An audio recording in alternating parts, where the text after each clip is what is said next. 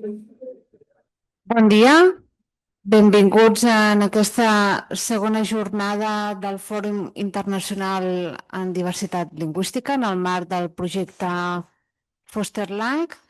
Jo parlo molt breument, no us prendré gaire temps perquè teniu coses molt interessants a dir i a discutir. Vinc en representació del degà de la Facultat de Filologia i Comunicació d'aquesta universitat. Per mi és un goig allotjar-vos aquí i us volia agrair que haguéssiu escollit aquest espai avui en aquesta segona jornada en aquest edifici tan emblemàtic que per mi és un petit temple de la diversitat lingüística. Com a estudiant que vaig ser aquí i ara com a professora sé que molts professors que ja no hi són estarien molt contents de poder veure que avui s'organitza aquest fòrum en el marc d'aquest projecte FOSTERLANG. Avui tenim un programa molt engrescador en activisme i revitalització de llengües. M'han demanat que comenti i faci un comentari sobre el sistema de transcripció que s'està utilitzant, que ja es va utilitzar ahir. És un sistema que estem desenvolupant aquí en aquesta universitat.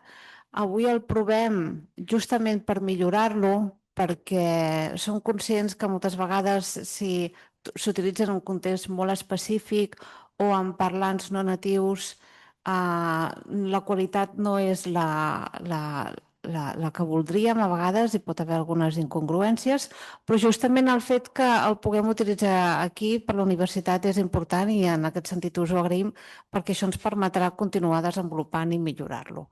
No em vull allargar més.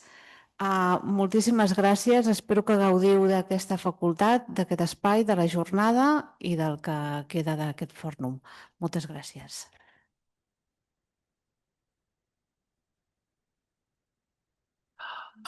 Des de Linguapax i també la Universitat de Barcelona us volia donar la benvinguda i presentar-vos el conferenciant plenarista d'aquest matí, que és el professor Sinfree Makoni.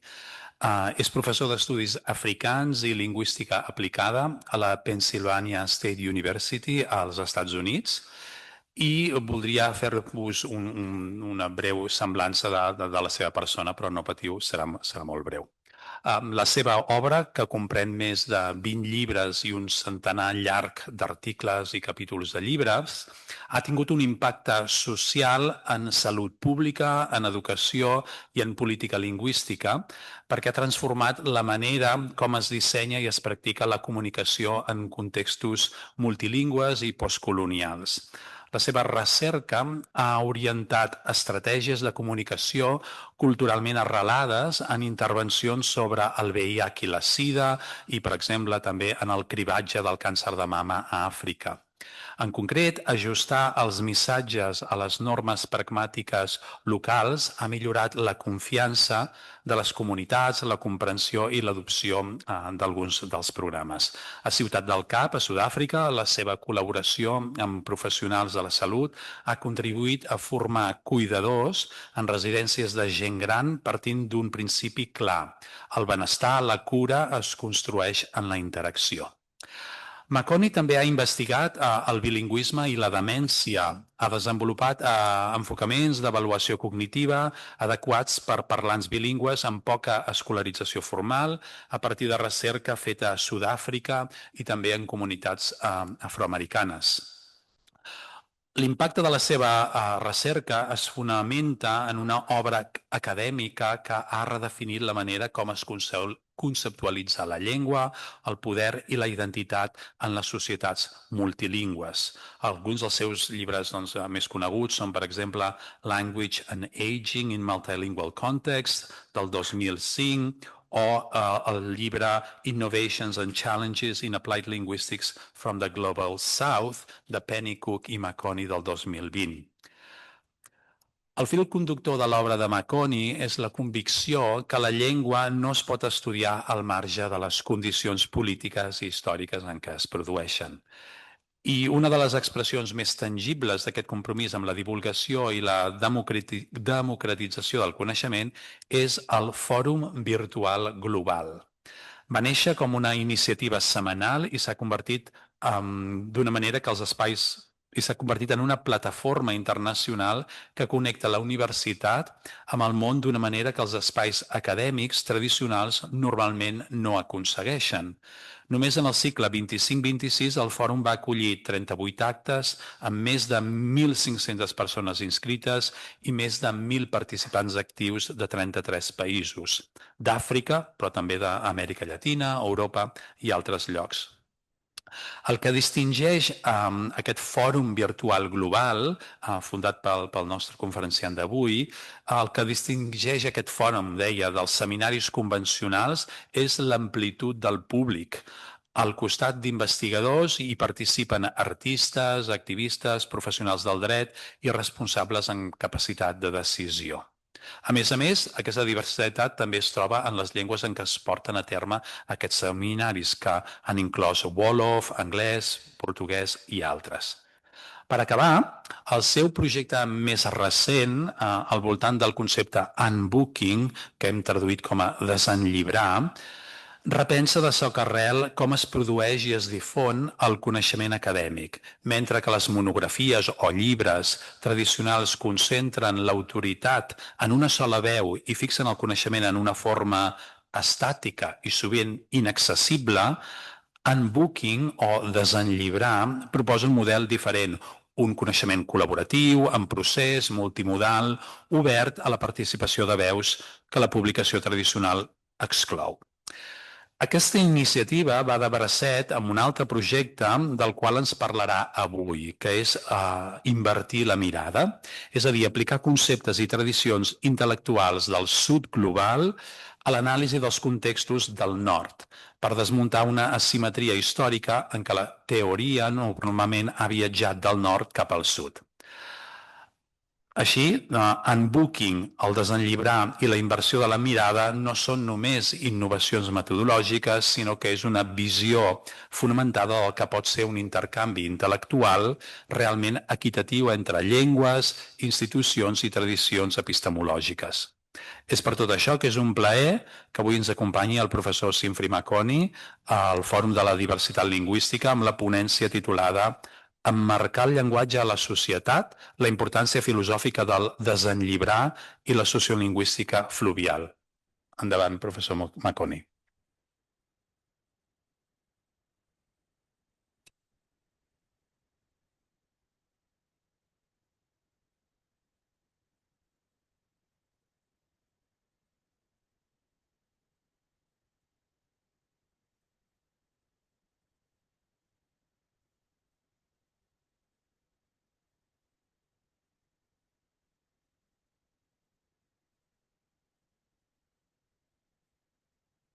Oh, okay, yeah. Good morning. I'd like to thank Linguapax for inviting me to deliver this talk to you. I'm going to structure my presentation into 4 different parts. As a rule, I don't normally use PowerPoints, but I was encouraged and manipulated by somebody to try my luck. So what I'm going to do is, in the next 5 or so minutes, I'm going to show you some dense PowerPoints. And what I would like you to do is to read carefully what these PowerPoints are all about. Then I'll get into the main text of my presentation. The title of my presentation is Framing Language in Society, the Philosophical Significance of Unbooking and Riverine Sociolinguistics. Let's see what, I will stop here. You can quietly read this on your own. Or perhaps I can even read it aloud to you.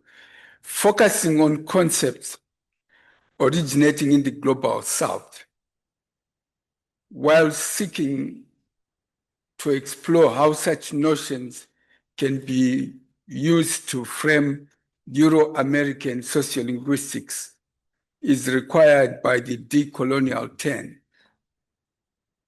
As such, it demonstrates that Southern epistemologies are not a fixed body of knowledge, but rather an emergent set of possibilities.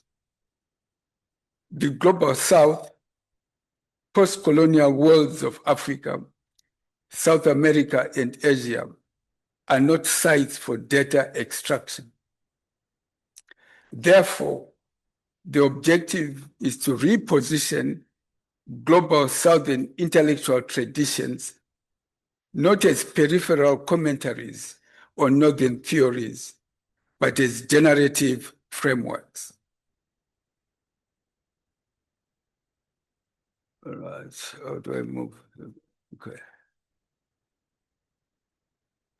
Right.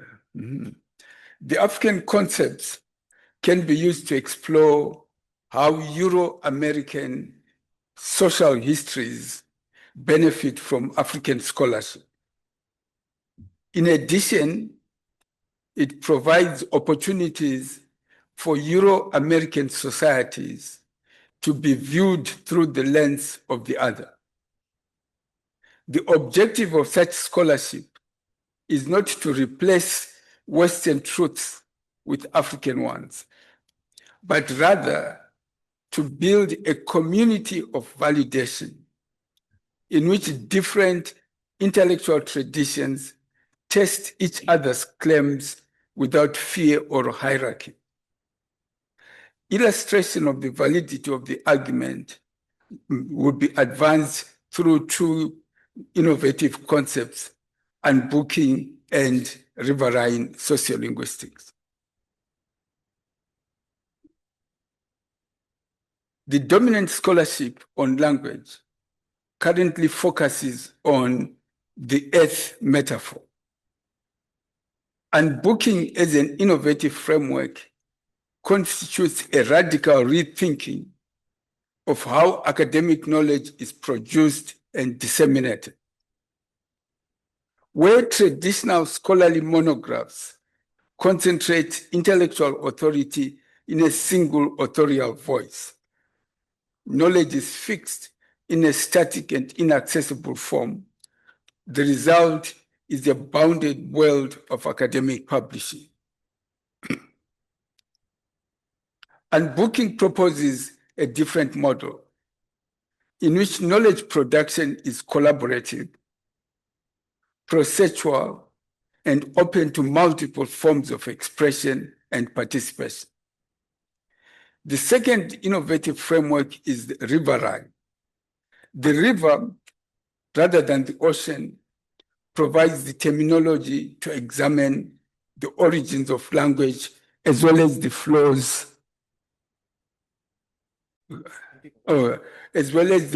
and eddies of their development. Thinking of language as the liquid elevates the image of language to perpetual fluency.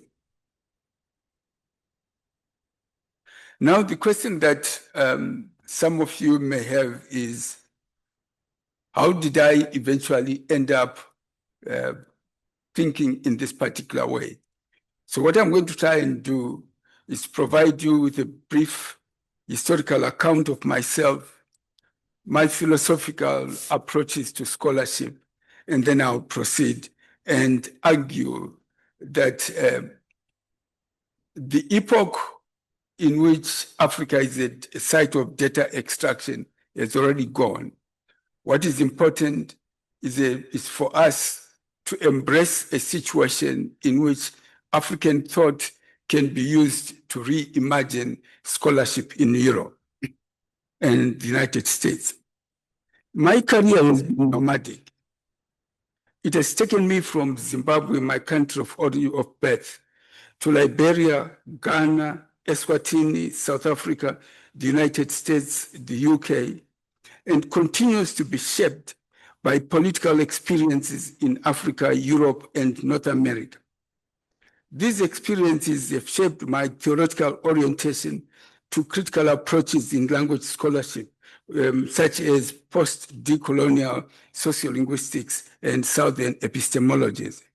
In this nomadic life, I've learned that scholarship is not just about mastering text, but also understanding people.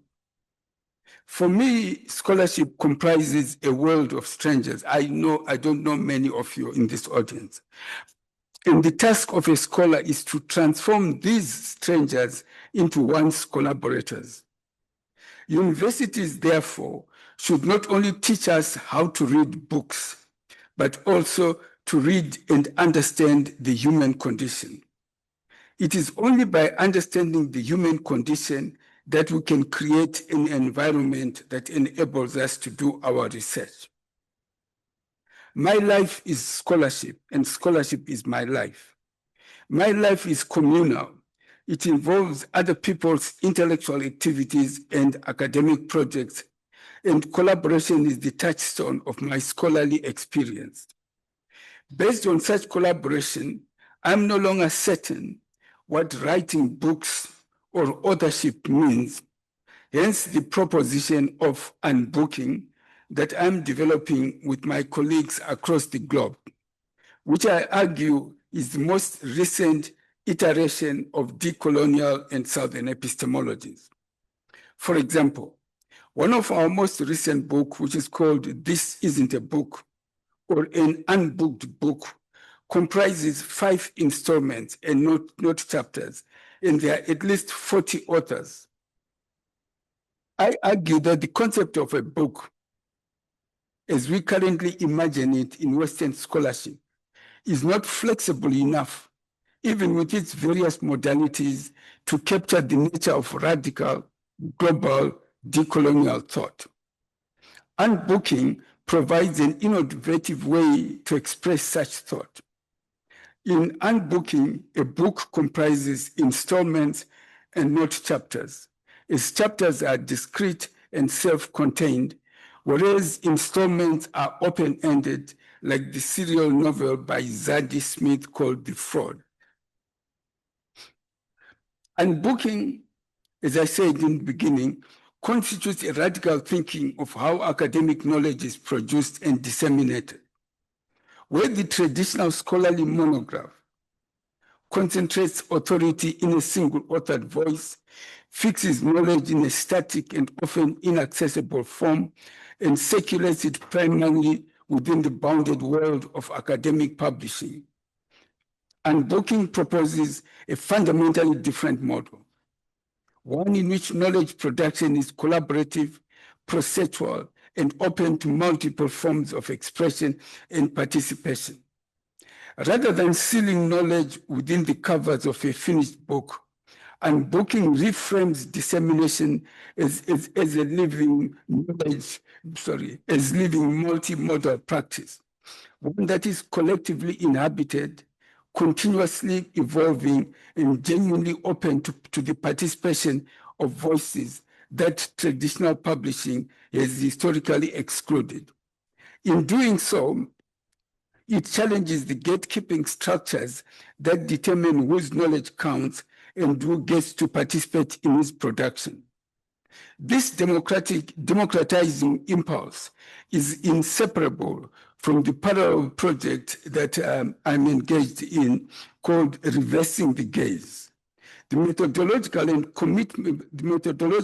political commitment to applying concepts, frameworks, and intellectual traditions rooted in the Global South to the analysis of Global North's context is my current concern, where the dominant direction of knowledge transfer has historically moved from the North to the South, exporting Western theories as universal frameworks while treating Southern knowledge systems as local, particular, or pre-theoretical. Reversing the gaze works to dismantle this asymmetry. Together, unbooking and the reversal of the gaze constitutes not merely a set of methodological innovations, but a coherent and principled vision of what genuinely equitable intellectual exchanges might look like across languages, institutions, and epistemic traditions. In unbooking, we are contributing to the social and cultural history of communication through print. In Unbooking, I argue that we are at a turning point in the human and planetary conditions that effectuate changes that we can neither predict nor control.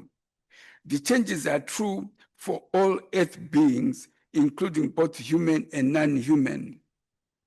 As Mary-Louise Pratt reminds us, these changes create what Mary-Louise Pratt refers to as a crisis of futurity, a crisis of knowledge, agency, morality, and ethics. The crisis of futurity is evident in several domains, including knowledge production, research methodologies, dissemination, authorship, citations, ethics, and the artifact of a book in sociolinguistics. The crisis creates disturbing possibilities and at the same time provides exhilarating opportunities. This is a moment of agency and passion that should encourage reckless experimentation, that should encourage us to take risks, to take chances, to try new things, and to think both outlandishly and ambitiously. Unbooking, I argue, is the most recent iteration of decolonial and Southern theories, which should enable us to connect with diverse intellectual traditions in sociolinguistics that emerge from radical social and political heterogeneity in both the global North and global South. The objective is not merely to situate sociolinguistics in heterogeneous contexts, but also to think with and through radical plural heterogeneities, including Southern epistemologies such as waterscape epistemologies and riverine sociolinguistics, which I will turn to towards the end of my presentation. Because colonialism and Southern epistemologies assume different forms in diverse geopolitical and intellectual contexts, Unbooking also will ipso facto vary across context and subfield. The project of Southern epistemologies, Southern theories, and decoloniality and unbooking has the goal of addressing, among other things, the perniciousness of coloniality. In unbooking, we do two things. We explore how ideas are transmitted through print, as well as study and reconceptualize the book as an object of study, a cultural and material artifact. This artifact, called a book, carries clues about society's culture and values in which the artifact was produced, or about the society that appropriated the artifact, as print has the capacity to transcend a society and a single historical epoch. A book contains many meanings that interact with the text. We identify at least 7. It informs, it entertains, it inspires, it irritates, it liberates, it challenges, and it offers a chance to step outside ourselves, however briefly, and enter into the thoughts of another. Unbooking is the product of the Global Virtual Forum that I created together with one of my colleagues who was in Oslo, but now is in Poland, called Magda. But what is the Global Virtual Forum? The Global Virtual Forum represents one of the most tangible expressions of my commitment to public scholarship and the democratization of academic knowledge. Founded as a weekly initiative together with my colleague Magda in 2020, the Global Virtual Forum has grown into an international platform that bridges the university and the wider world in ways that traditional academic venues rarely achieve. In the 2025 to 2026 cycle alone, the forum hosted 38 events, drawing on 1,637 registrants and 1,298 participants from 33 countries. A geographical reach that spanned Africa, including Ghana, Nigeria, Kenya, South Africa, as well as Latin America, Europe, and beyond. These figures speak to the forum's capacity to build sustained intellectual communities across national, disciplinary, and institutional boundaries that frequently go uncrossed in academic life.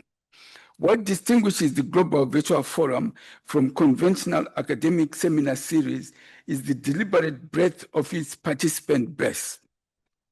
Alongside scholars and researchers, the forum has platformed artists, activists, legal professionals, and high-ranking decision makers, a configuration that refuses the insularity of purely academic life. Okay. Now, let me move on and explain what more this Global Virtual Forum does.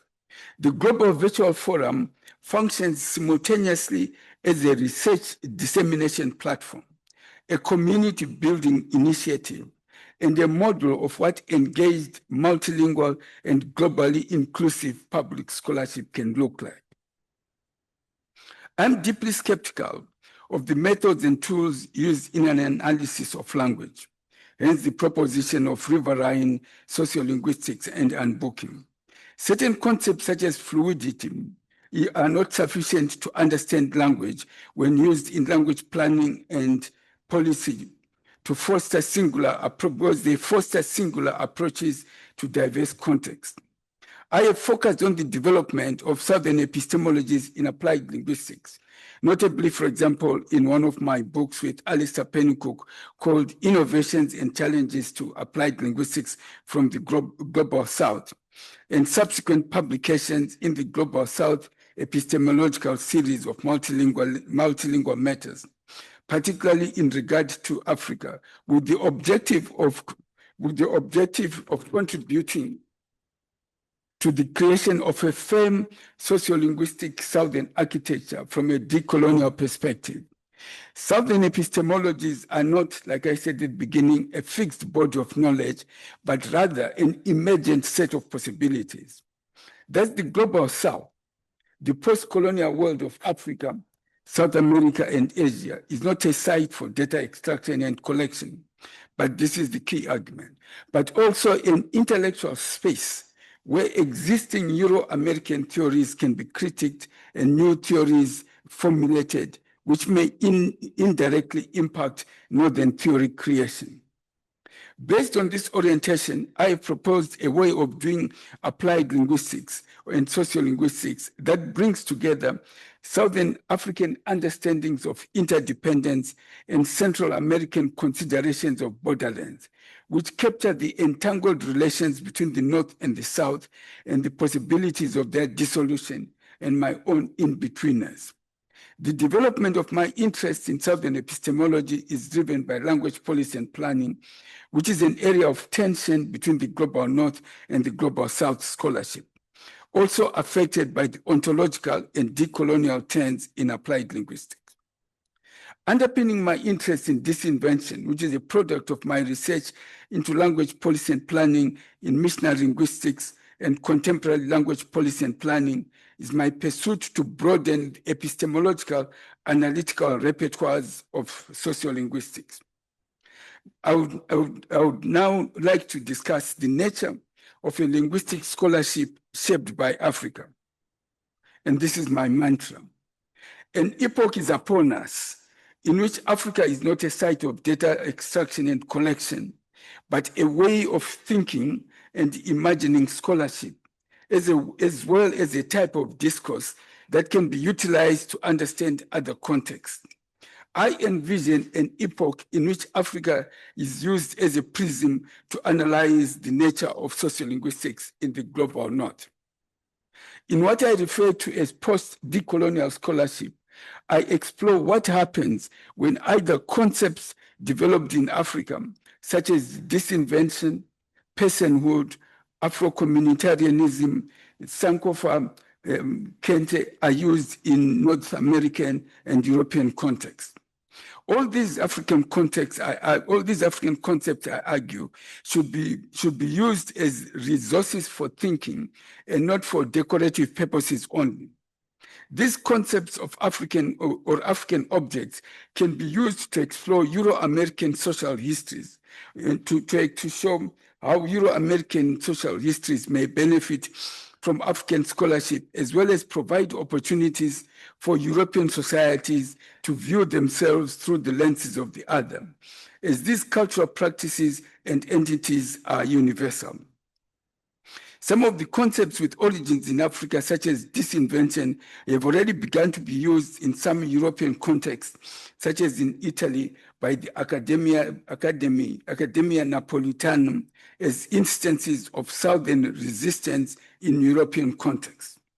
Analyzing European or North American context with concepts used to analyze Africa, or using concepts developed in Africa to frame European condition, is an important example of what the African scholar Eliseo Macamo, a Mozambican scholar based in Switzerland, refers to as reversing the gaze. Concepts do not objectively describe conditions. They create images of our, or in this case of Africa. In post-decolonial social sciences, it is valuable to investigate what world or worlds are conjured up when concepts methodologically used as intellectual instruments to create images of Africa or used in Africa are used in Europe or North America. The concepts not only describe Africa, but also, as the late Congolese African scholar Valentine Mudimbe stated, codify what counted as intelligible, who could speak, and what forms of life we were to encounter. One of the primary objectives of African scholarship should be to disinvent the Africa created by European concepts and discourses, and not the Africa as experienced by Africans themselves. For example, central to Western epistemic grammars is a set of assumptions about the nature of the individual, cognition, and language that shape research questions, methodologies, interpretations, and ethics. Central to this Western epistemic grammar is the notion of an individual language user as an autonomous, self-contained entity whose linguistic repertoire and communicative capacities are internal cognitive possessions. Discourses of proficiency, competence, and identity are often grounded in this philosophical understanding of the human subject. Notably, Afro-communitarianism and variants of personhood foreground the relational nature of being human as we aspire towards creating possibilities for new interpretive and ethnographic practices in post-decolonial scholarship. Methodologically, by using African concepts or African objects as intellectual resources, Sankofa, Kente in Europe and North America, we are also testing the adaptability of these concepts in post-decolonial scholarship. Because we should not only decolonize not only content, but method as well. In reversing the gaze, we challenge what the late Benin African scholar called Pauline Hotonji describes as the traditional distribution of labor, in which Africa, the object of analysis, provided the raw material and data and analysis, while theory building and write-up took place in Europe or outside Africa, thus creating a body of scholarship situated in Africa, but in which Africa is epistemologically absent. The objective of such scholarship is not to replace, as I said at the beginning, Western truths with African ones, but rather to build a community of validation in which different intellectual traditions test each other's claims without fear or hierarchy. I would now like to present the form that such scholarship might take, using rivers and water as analytical frameworks as proposed by a number of my colleagues, my former PhD student Edwin Dati, my colleague Mama Adobiani, Alistair Pennycook, Ashraf Adeba, and others. The river, rather than the ocean, provides me with concepts and terminology to explore the origins of language, the flows and eddies of their development, and the ways in which languages change course, divert, and carry the sediment of multiple time frames. The dominant scholarship on language focuses, as I've said earlier on regional eth metaphors, dividing languages by region and geographical spread. What can be gained, I ask, if we think of languages instead as liquid, taking the image of language fluence further? Much as bodies of water, such as rivers, can move their origin or source as have subterranean reserves and multiple identities at one time, I argue that languages can be understood as diverse and ever-renewing in response to a range of factors. Scholarship related to Africa and its Indian and Atlantic Ocean worlds is long focused on oceans and the flows of goods and persons, as well as knowledge and languages. In sociolinguistics, this is evidenced in a study of creoles, such as Afrikaans, and in the wider worlds of languages, such as Arabic and Swahili. In contemporary fiction and film, the ocean is present as a space of mobility as well as of death. Yvonne Owu's novel, Dragonfly, renames the Indian Ocean and excavates connections between the Swahili coast and China. Another concept that can be foregrounded in European scholarship from African analytical experiences is the notion of water grammars. In this set of explorations and research conversations, I inflect the riverine theme to engage with scholarship that formalizes waterscape epistemologies, in particular those related to Africa's youthful populations. I start with the assumption that knowledge about water is itself fluid. It can be held and expressed orally, translingually, and in diverse scripts, and languages that cross borders and change across time. I use the riverine image again to set up a series of research questions and frameworks that allow reflection on the multiple and diverse ways of being and knowing, emphasizing that concepts such as water and language are not fixed, but are shaped by cultural, historical, and ideological contexts across time. This is particularly relevant when one is concerned with youthful populations in urban settings. Water is plural, and it is deeply embedded in African stories of myths and spiritual practices. One of the objectives of what I'm calling here critical water literacies, according to Linton and Buds, is to reframe water policy and management through a hydrosocial lens that recognizes water as deeply entangled with power, identity, and cultural meaning. By studying how citizens develop everyday understandings of water preservation and water use, this contributes to knowledge about global resource flows and ebbs.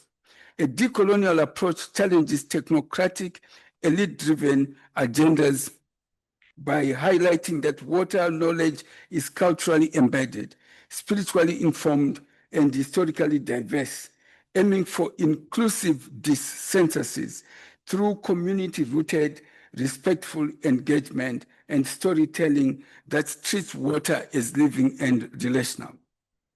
Now, let me try and conclude. African imagination becomes increasingly important as nation states in the Northern Hemisphere experience economic crisis, political corruption, and racial tension. According to Jean and John Komarov, Northern societies are evolving towards Africa, rendering African imagination more important than it was in the past. Understanding Africa is no longer a peripheral concern. It is essential to understanding the future of global prosperity, sustainability, and stability.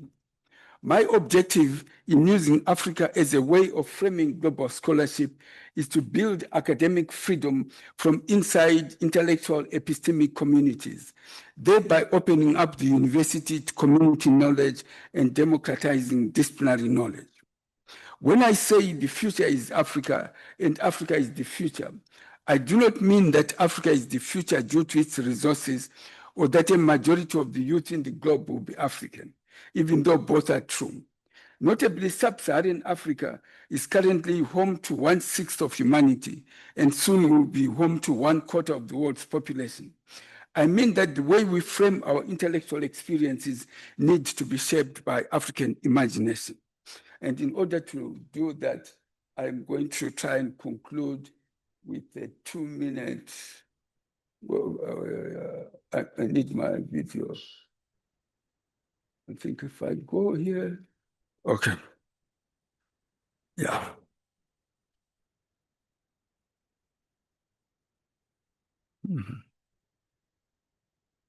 Okay.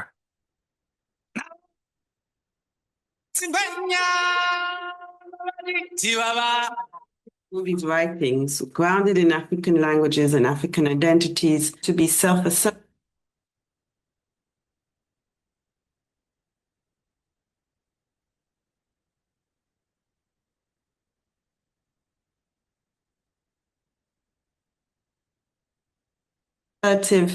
Filled with black pride and self-determination. African languages.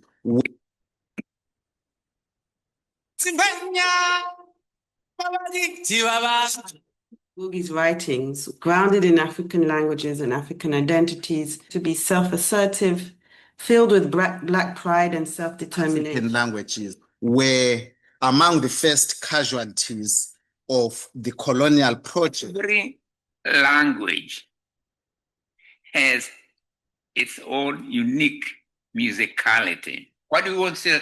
Only English can carry all the enforcement of English was an enforcement of a culture, was an introduction of a culture. These mobile spaces as sites of contestation and crucibles of consciousness formation. Across the global virtual forum Ngugi wa Thiong'o book series, a common question emerges. How do societies reclaim ways of knowing that colonialism sought to erase? Through language, memory, education, movement, and cultural renewal, these conversations explore what it means to decolonize knowledge and imagine African fusion.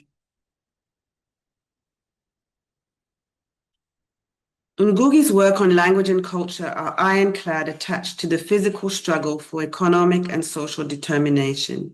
His work demonstrates the insidious nature of what Walter Rodney terms cultural imperialism. Ngugi warns of the dangers of cultural subjugation as more dangerous because of its subtlety, because it kills spirits. Steve Biko once again becomes a clear example of how a physical body can be killed, but his spirit lives on. And all that Ngugi wanted for us through his work on language is that we do not lose our spirit, too, after every other loss. Your own work, Professor Makoni, echoes this on minor languages in Zimbabwe and throughout South Africa, as it shows how language policy and policies would serve a decolonial end if they were built from below. Ngugi was clear that this was not an advocacy for substituting European languages in Africa for African languages to replicate the same power structures of dominance. His commitment to multilingualism is truly inspiring, and as your book series, Prof. Makoni, Multilingual Matters, also amply demonstrates. But liberation requires more than political independence. It requires transforming the ways knowledge itself is organized. It is African languages, which, according to another decolonial scholar, Sabelo Kacheni Ndlovu, were among the first casualties of the colonial project. So it follows, therefore, that if African languages suffered some historical damage at the behest of colonialism, it should follow, therefore, that they should also be on the table when we discuss decolonization. And then focusing on Ngugi himself, especially in relation to language as a part of creative and intellectual production, I would like to remind colleagues here that it was actually through decolonizing the mind that Ngugi declared or bade a farewell to English as a language of his creative production, arguing that it was a colonial tool through which Africans have, since colonialism, enriched the colonial literary heritage and contributed to the colonial library, while in the process excluding their own people.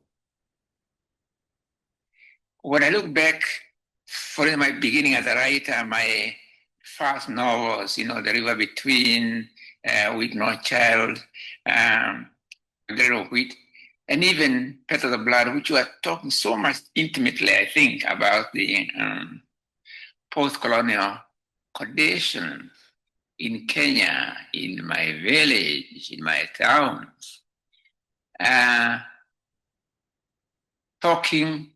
often talking about people who lost their lives fighting for our independence, right? And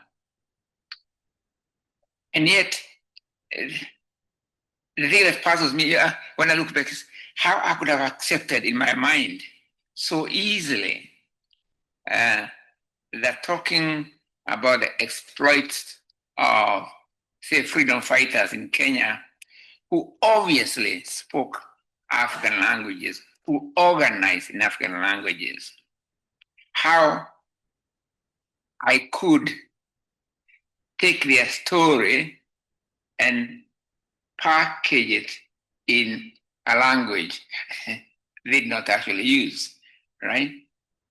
Yeah. So they were using one language to organize, or several languages for that matter to organize. But of all the many African languages in Kenya, I chose to package that struggle, if you like, that vision of tomorrow. I chose to do it in English, which was the language or the very system, settler system, against which we were fighting. Yeah. Okay.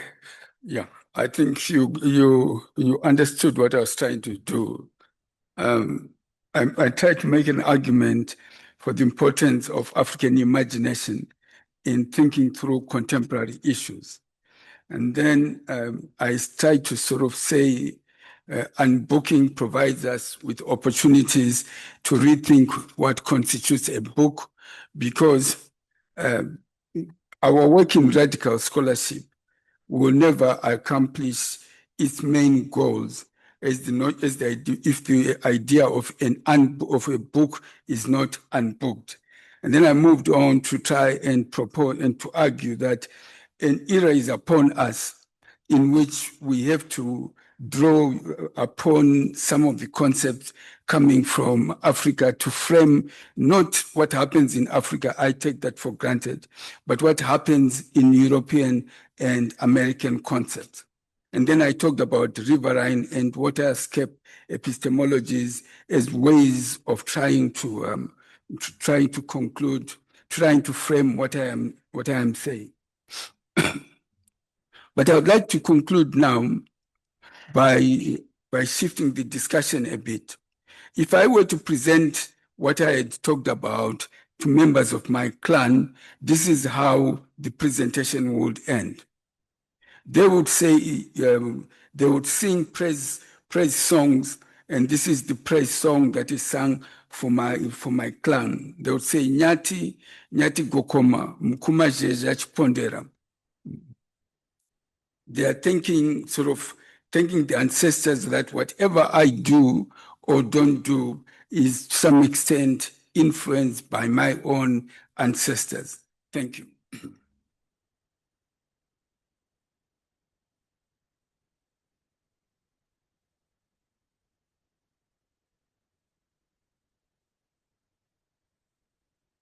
Ara tenim 5 o 10 minuts per preguntes. Us acostaré al micro perquè si no les traductores i la gent a casa no ho senten. Thank you very much. My name is Kasia Wojtlak. I'm from the University of Warsaw. I work with Amazonian indigenous communities for quite some time, over 15 years now. And I wanted to congratulate you on the very interesting presentation. I'm a linguist, descriptive linguist, so just forgive me if I step out a little bit. But I kind of wondered, because you were talking about this unbooked knowledge, so I kind of wonder how we can gate this unbooked knowledge from being exploited from traditional Western academia. Because you talk about this ecology of knowledge, where everyone's lives are intermingled, if you will. So I wonder that if the knowledge remains live, collaborative, and deeply embedded in the local community, a Western academic can't really extract it, because once it's extracted, it loses its meaning when it's pulled out of that community context. Thank you. Okay. I think what is happening here is like this, is that the idea of unbooking should make us aware about the open-ended nature of knowledge production. But if you think of a book as a book, there's a sense of finality to that. So the book, irrespective of how radical the scholar might be, compromises that radicalness, because the book has its own philosophical epistemologies, right?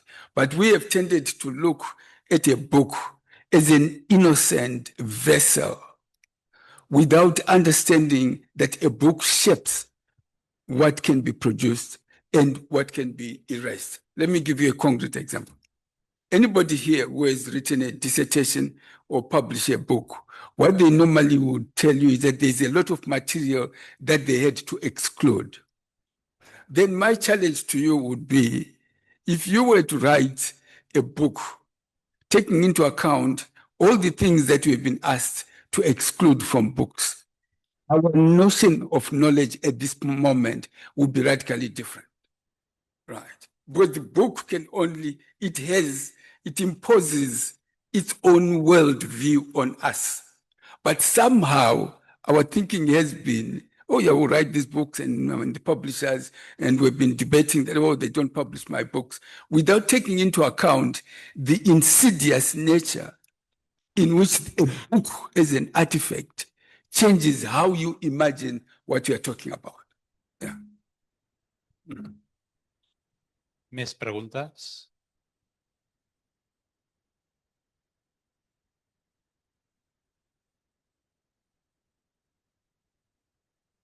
Don't look so miserable, I didn't say.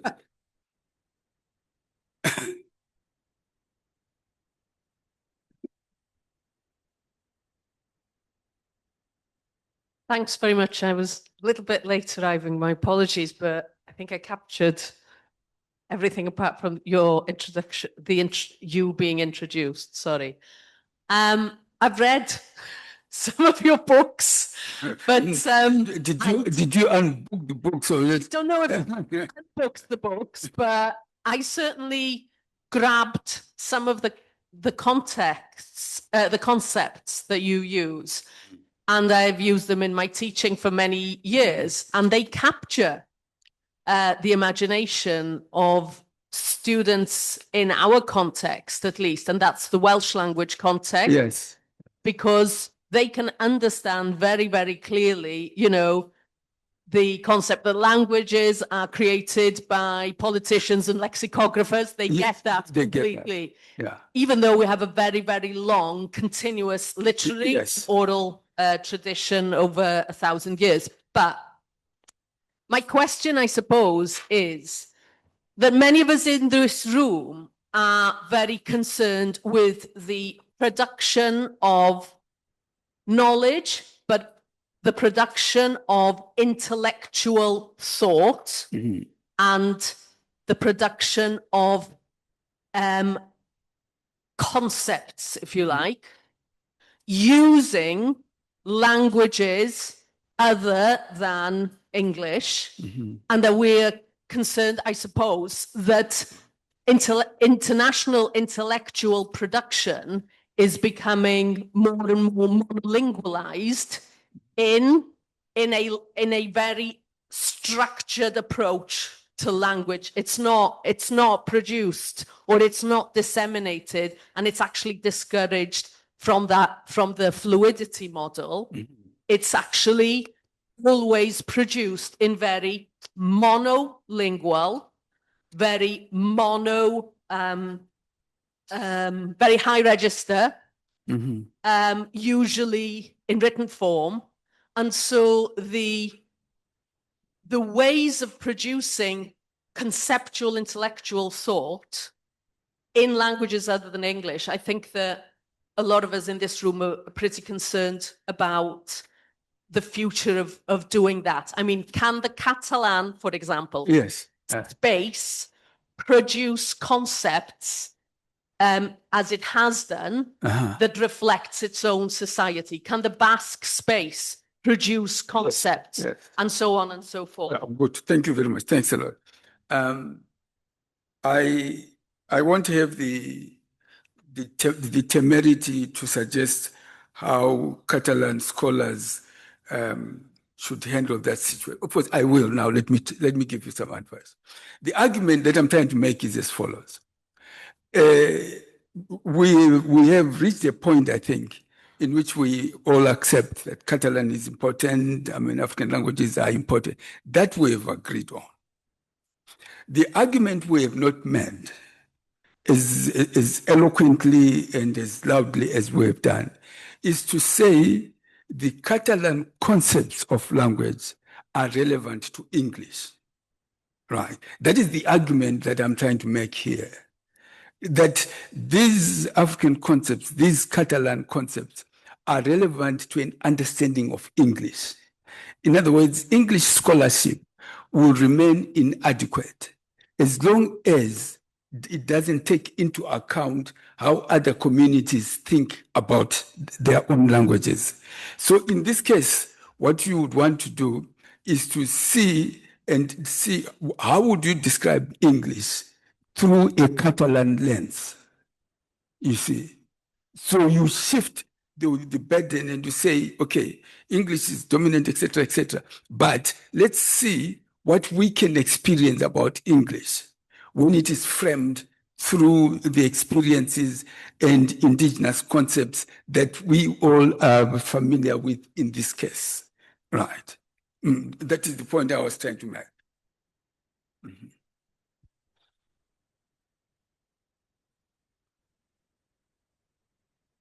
Thank you.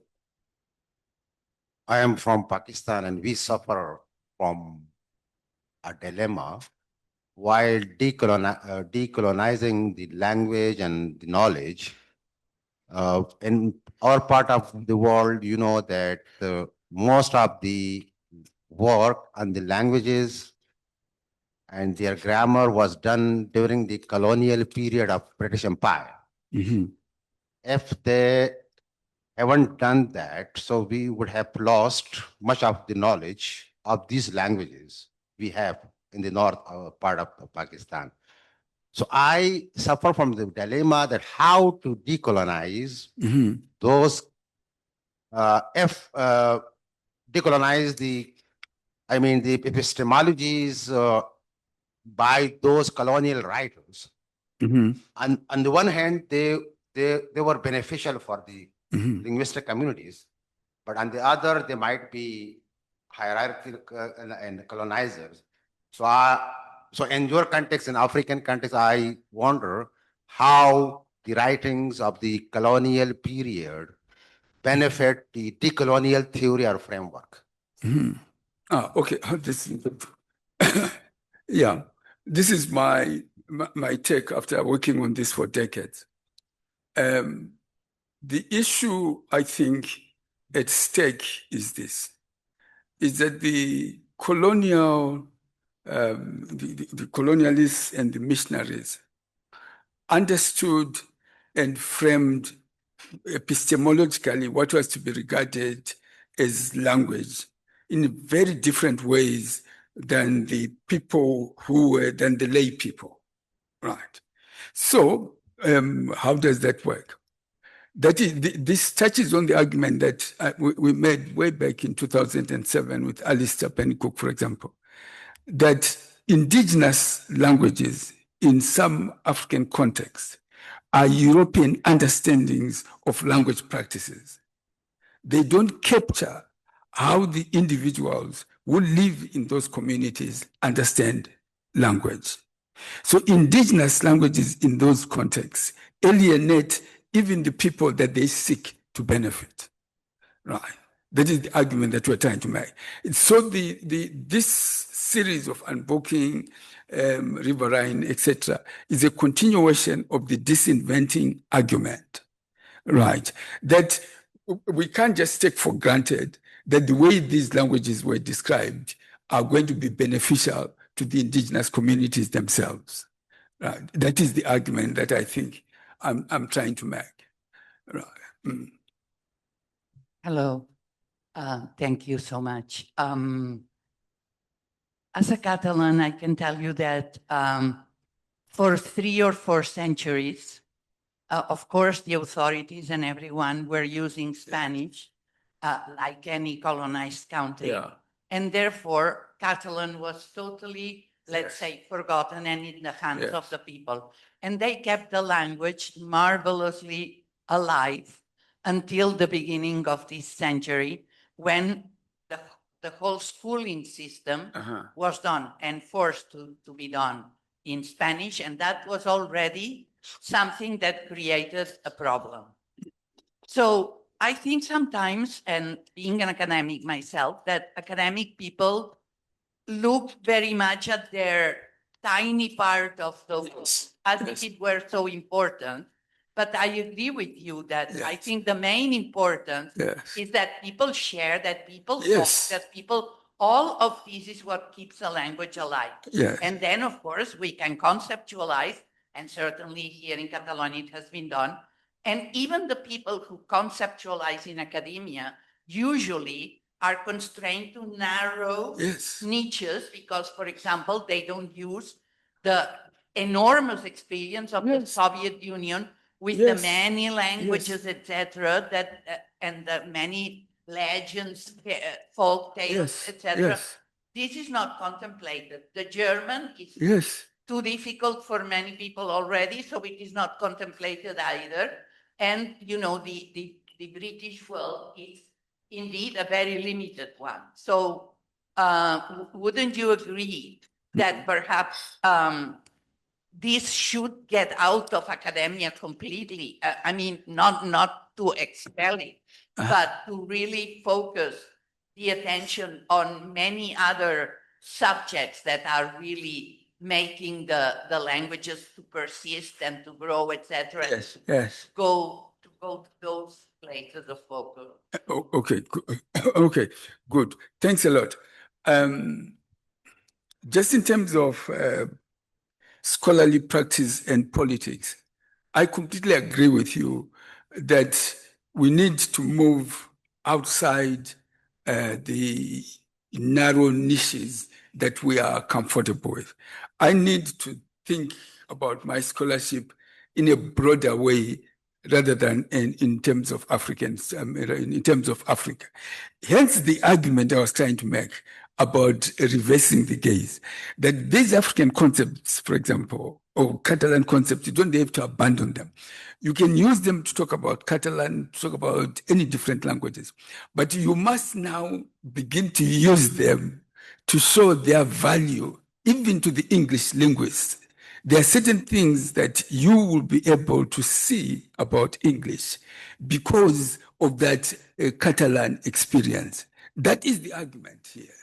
That is the argument, right? That that English linguistics can't make much more progress without us. That is the argument I'm making my career on, that I'm sort of saying. Because there are certain things that we know about language through our own experiences. And then we can say, this is relevant to our specific geographical locations, but these things are also relevant even to those languages that are dominant. Yeah. Here. Is it working? Hi, my name is Mel Ingman. I'm with Queen's University, Belfast. First, I want to say thank you for the Global Virtual Forum. Yeah. It's been such a, like a really wonderful, free constant in my academic life for the past couple of years. I'm really grateful for it. I want to keep talking about this thing that you're talking about with the theories of language from the Global South. Yes. And how those are not just theories of those specific people. They're not theories about those geographical areas. So you see, you play what you do, you play the game against them. They argue it's universal, these theories are universal for English. So why can't we argue that what we are coming up with, we're all human, are relevant to the right. So like a theory from Europe, a theorist from Europe, that theory is a theory of all language. But then a theorist from maybe an indigenous thought tradition in North America, it's only for that particular community. Like, no, I agree with you that this is what we need to do is we need to be listening and open and revise what we think we know in the academy based on the knowledges that have existed for a long time from traditions. And so my question to you, I guess, is where you see, because my understanding of some of the indigenous thought traditions that I've worked in, they're very much emergent from long-standing relations with place and lands and waters and other not human, more than human beings. And I wonder when you start to think about the specificity and the particular that has informed those theories, if we're going to then take some of those theories and start to re-examine English, for example, which is not particular in some ways and has really become this sort of larger phenomenon. Like how can you give us some thoughts around how we can do that a bit? There was a section in my presentation where I was, let me find it, I think. This is the argument that I was trying to make. And let me read it out aloud again, then you'll see what I'm trying to say. I was trying to say that all these concepts that we're talking about, whether it's Catalan, Pakistan, Africa, etc., should be used as resources for thinking and not for decorative purposes only. Right. So you encounter all these various aspects that deal with Africa, etc. That these concepts can be used to explore how Euro-American social histories may benefit from our expertise. The assumption has always been we benefit from their expertise, but we're turning this thing completely upside down now, right? That how I understand language in a specific context in Pakistan, in South Africa, etc., is relevant not only to those historical contexts, but to North American and European contexts. And why is that the case? The case was already made much, much earlier on by two anthropologists called Jean and John Komarov, who have a book, you must read that book, which talks about how Euro-America is moving towards the South through issues of racism, political corruption, challenging election results, etc. So these two people are arguing that at a political science level, that framework, right, is not Africa in other contexts trying to catch up with Europe. In this case, it's Europe moving towards what those African contexts have always been faced with. So because of that, we have experiences of dealing with such situations. And the argument I'm making here is that this is not only in terms of political science, it applies across the board. Molt bé, doncs moltes gràcies al professor Makoni i ara doncs, és el moment d'un cafè aquí al costat. Thank you, Professor Makoni. Now it's time for a coffee break right outside. Thank you.